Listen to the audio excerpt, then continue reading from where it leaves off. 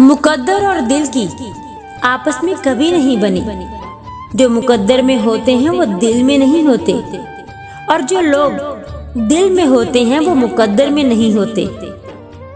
मुकद्दर की जंजीरों से बंधे हम बेबस लोग, मुकद्दर की जंजीरों से बंधे हम बेबस लोग उम्र गुजार देते हैं मौजज़ों के इंतजार में।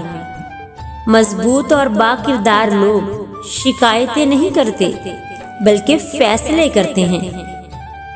अगर खुशी का एक दर बंद हो जाए तो अल्लाह एक और दर खोल देता है, मगर हम वो खुला दर देख ही नहीं पाते, क्योंकि हम बंद दरवाजे के सामने रो रहे होते हैं।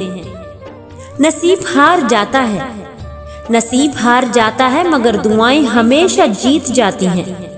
बस यकीन के साथ दुआ करते रहो, अल्लाह तुम्हें उम्मीद से बढ़कर नवाजेगा।